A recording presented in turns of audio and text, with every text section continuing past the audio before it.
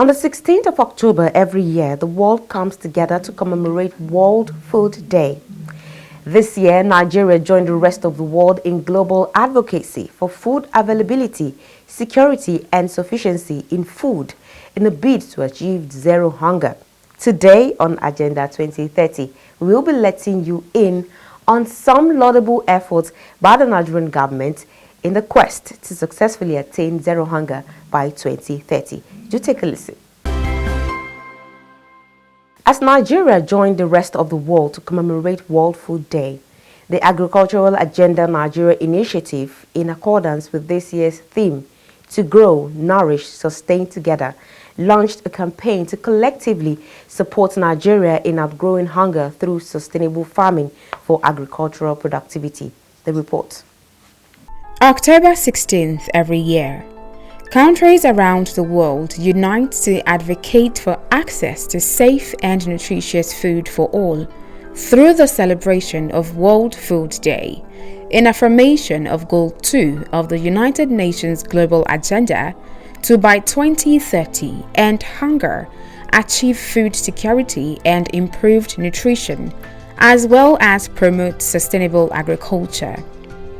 But with the effect of the global COVID-19 pandemic on food production, distribution and consumption, it has become more imperative than ever to support farmers and workers throughout the food system to ensure that amidst the current disruption and unprecedented economic crisis, food is readily available for consumption as a result of sustained and improved agricultural practices. With this year's World Food Day celebration themed Grow, Nourish, Sustain Together, taking action on the call for global solidarity to ensure zero hunger, especially amongst the poor and vulnerable in Nigeria, the Agricultural Agenda Nigeria Initiative (ANI) in Abuja launched a campaign tagged Outgrow Hunger Nigeria as an advocacy on smart agriculture and decent meal for all. Fostering zero tolerance to hunger and building a robust and sustainable system through agricultural productivity and value chain for food security in Nigeria, in line with SDGs 2, requires creation of enabling environments for food systems to be more robust and resilient, able to withstand increasing volatility, climate changes, economic crises like COVID-19, and also deliver healthy and sustainable diets for all.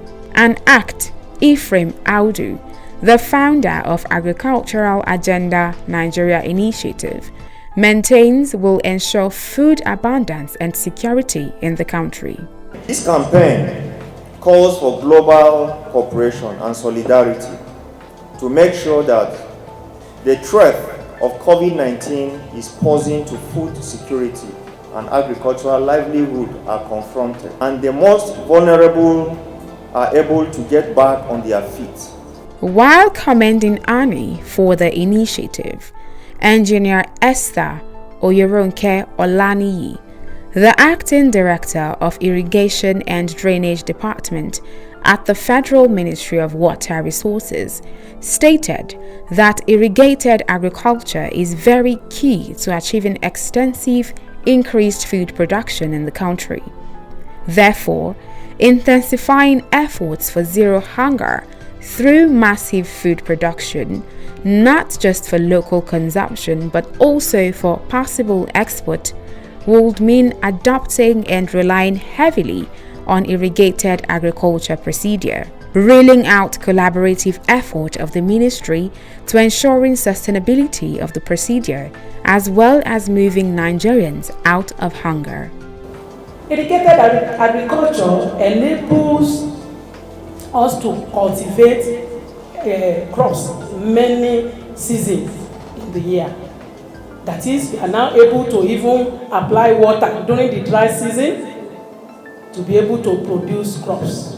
Hence, we cannot underestimate the need for irrigated agriculture. The highlight of the launch was the unveiling of the campaign banner by the convener Tom Ondewinge, and was witnessed by representatives of civil society organizations, development agencies, and farmers' associations. And as part of the different activities by the Nigerian government to mark the 2020 edition of the World Food Day, the Ministry of Agriculture and Rural Development hosted a series of programs ranging from ministerial press briefing to a symposium, World Food Day 2020.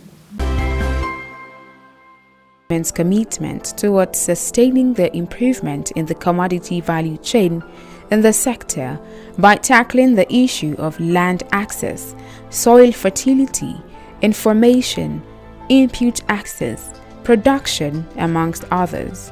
The minister also stated that the Green Alternatives Framework featured the first pillar on productivity enhancement for commodity value chain development, incorporation of private investment and institutional alignment, while revealing that the Agriculture for Food and Job Plan (AFJP) program would create 5 million jobs to enhance agricultural productivity, food security, economic growth, and also mitigate the negative impact of the COVID-19 pandemic on Nigeria farmers.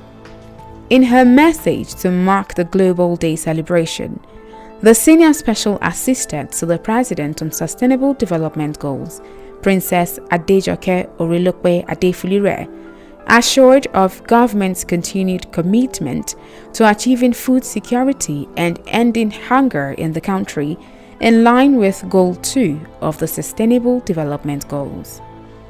In her words, specific to SDG 2 on ending hunger, achieving food security and improved nutrition, and promoting sustainable agriculture, the Nigerian government has been implementing strategic initiatives aimed at achieving food security and agricultural productivity.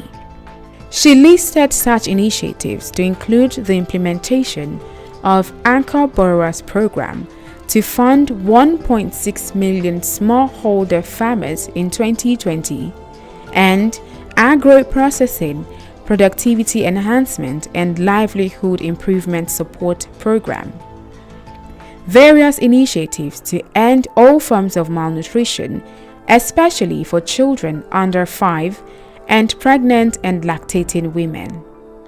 Though the outbreak of COVID-19 has slowed down efforts in this direction, the presidential aide maintained that the government has swiftly responded through the fiscal and monetary authorities to ensure food security and sustained livelihood, and to cushion the socio-economic impact of COVID-19 on the vast majority of Nigerians.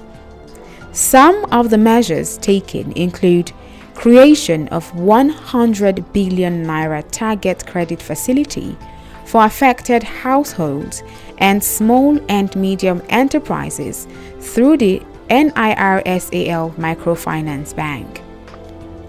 Creation of a research fund which is designed to support the development of vaccines in Nigeria. A 1 trillion naira facility in loans to boost local manufacturing and production across critical sectors. Princess Orilokwe Adefulire added that in the collective quest to achieve the Sustainable Development Goals, and particularly in this era of COVID-19 and beyond, the need to promote agri-businesses and food preservation remain paramount.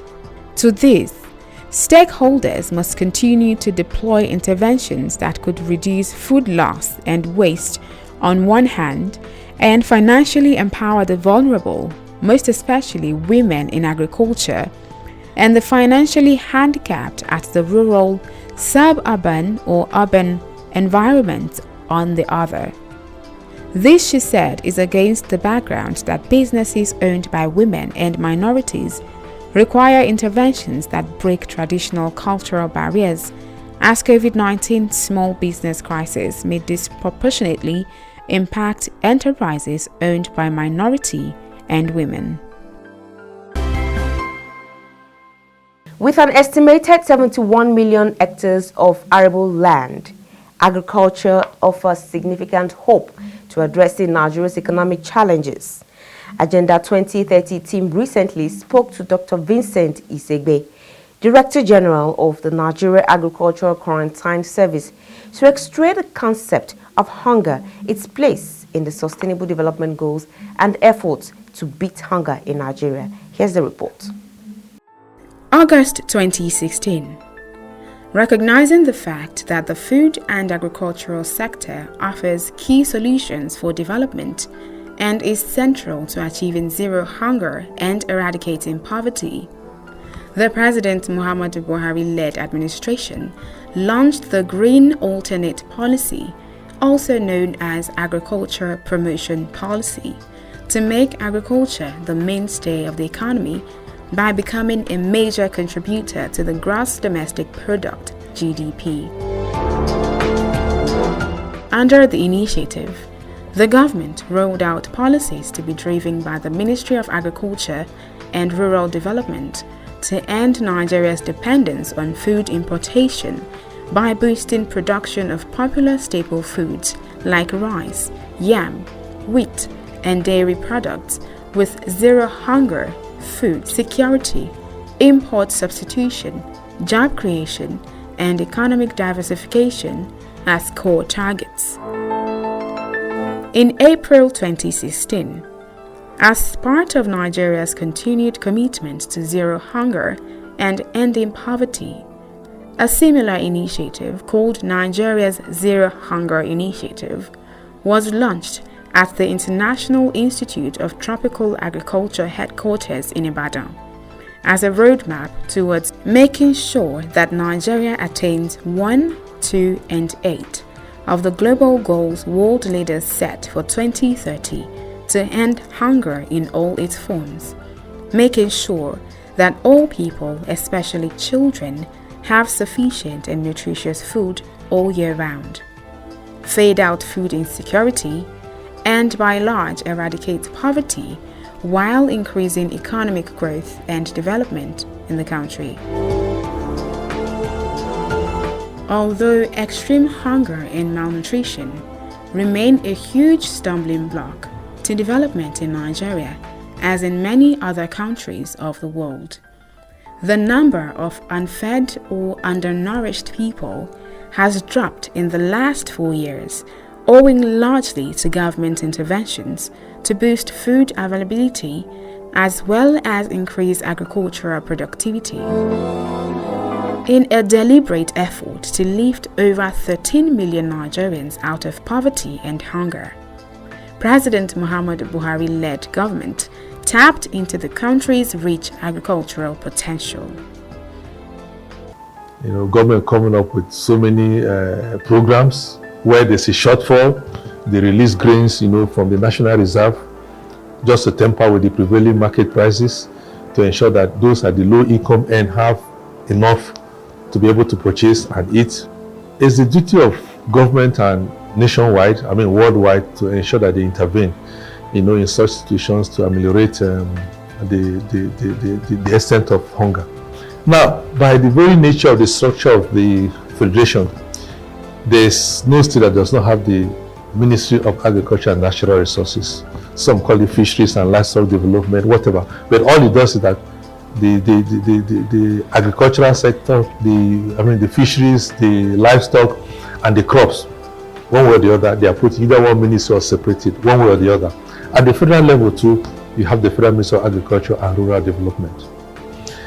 You have the Anchor Borrowers Program.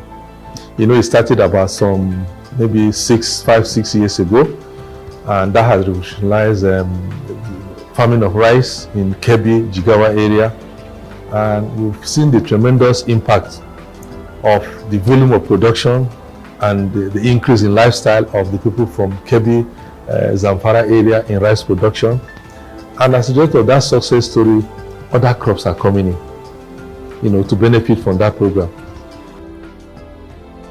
In 2015, Nigeria spent approximately $7.9 billion on food importation, and by 2018, Nigeria's annual food import bill was $22 billion. To put a strain on this, President Muhammadu Buhari gave a directive to the Central Bank of Nigeria to halt provision of foreign exchange for importation of food into the country, kicking off the administration's agriculture reform agenda that began with the rice revolution. The aggressive approach to end dependence on imported food facilitated credit to finance production of rice, wheat, ginger, maize, and soybeans under the Anchor Borrowers Program, with many states like Kebbi, Benue, Lagos, Ogun, Ebonyi, Niger, Kaduna, Kano, Enugu, Zamfara, Kwara, and Anambra readily taking advantage of the facility to improve agricultural production in their states, acquiring thousands of hectares of land to boost rice production in their respective areas. And by 2019, rice was already being planted thrice yearly in some states, causing a fall in price of rice by about 30% and attracting huge investments from the private sector into agriculture, thereby increasing food circulation in the country as well as encouraging export. Export of agricultural products like sesame seeds, ginger, frozen shrimps and prawns, flour, soya, crude oil, palm kernel, cashew nuts have since been on the increase. Nigeria is producing enough to be able to export. Whatever we export does not affect whatever is available for us to eat in the country. I'll give you specific examples. And that's what I mean by the export criteria. Take yam, for example. The yam that is exported is the slender yam, 1.5 to 2 kg category, neat, no wounds, clean. We have enough of such in the country that we can export from. The other one which we consume basically in this country is the heavy yam, the big size tubers. Those ones are not suitable for export because they don't meet the export criteria. They are large, the number in the carton, they must fit into the carton size that we have. And by the very nature of the fact that those overseas, so to say, they don't eat that large volume because their family size is small, they prefer the small size tubers. So, from the yam example, it's available. Now, talk of ginger.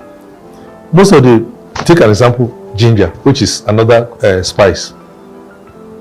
We produce quite enough of ginger in this country that we cannot finish consuming all that we have. Eliminating hunger in Nigeria is tantamount to eradicating poverty, as well as achieving economic and social development. But achieving zero hunger also means clamping down on hidden hunger, a situation where important nutrients required by the body for optimal growth, development, and performance are missing. This phenomenon is largely influenced by social, cultural, health, as well as economic factors. Further checking the possibility of achieving zero hunger by 2030. Absolute zero hunger for any nation now, it's not possible. Because even in the developed worlds, you see fine pockets of people who are challenged economically. They don't have house, they cannot pay they have not had the opportunity of going to school.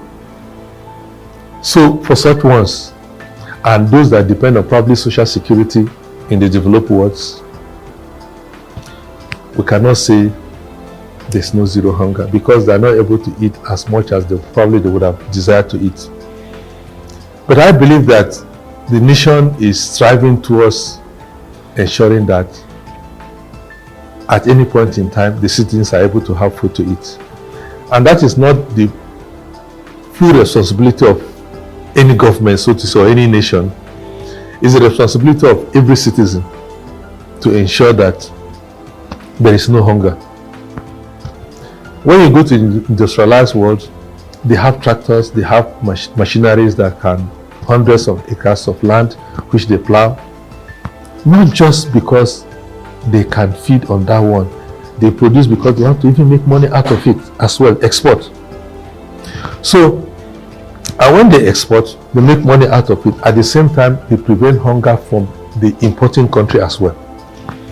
So the human race has a deliberate action to ensure the survival of one another. Those who have minimally take care of themselves, those who have surplus sell to those who don't have, and keep the economy of that nation and the other people running.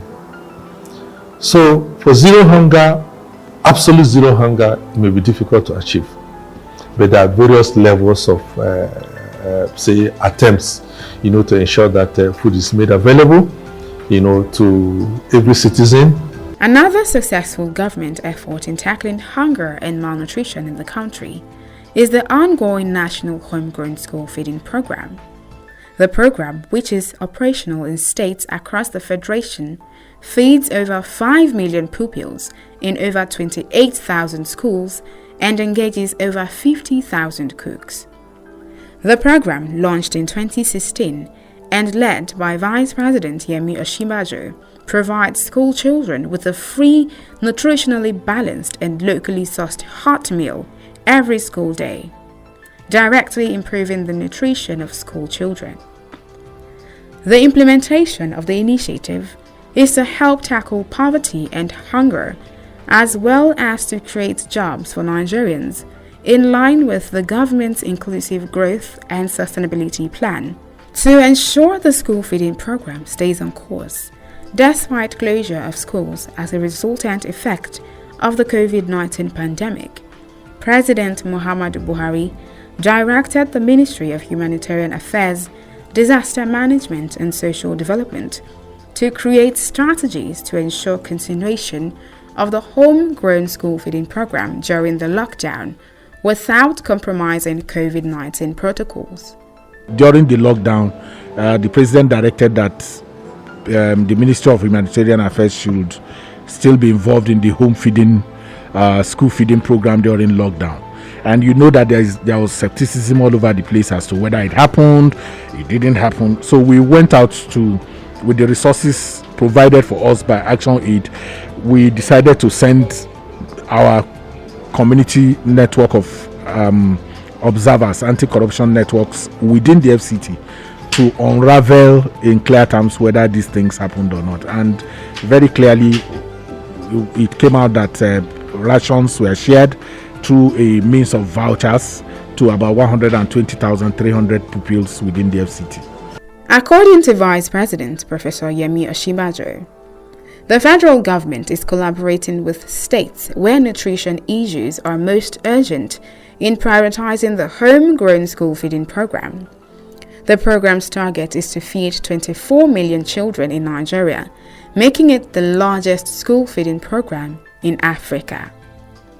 Also, to make speedy and visible progress in the country's fight against hunger, malnutrition, and other nutritional challenges, Professor Yemi Osinbajo, in November 2017, inaugurated the National Council on Nutrition.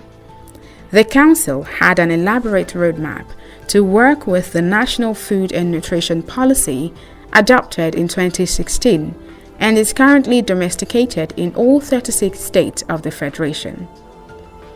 According to the Vice President, the inauguration of the National Council on Nutrition is further demonstration of the Buhari administration's dedication to improving nutritional status of all Nigerians, as well as ensuring significant improvements in several specific national health indices. Remember, you can always watch this program and other episodes by subscribing to our YouTube channels on youtube.com/FreshNewsTV and youtube.com/Agenda2030TV. You can also watch the program live on Facebook. Just log on to www.facebook.com/FreshNewsNG and www.facebook.com/Agenda2030TV. Follow us on all our social media platforms at Agenda2030TV on Facebook, Twitter, and Instagram. Remember to drop your comments and share with your contacts. Do use the hashtag Agenda 2030 and hashtag Agenda 2030 TV. And that has been the size of our program this week. Do keep a date with us next week as we bring you another refreshing episode. I am Tony Nkamiang John. Thank you for staying.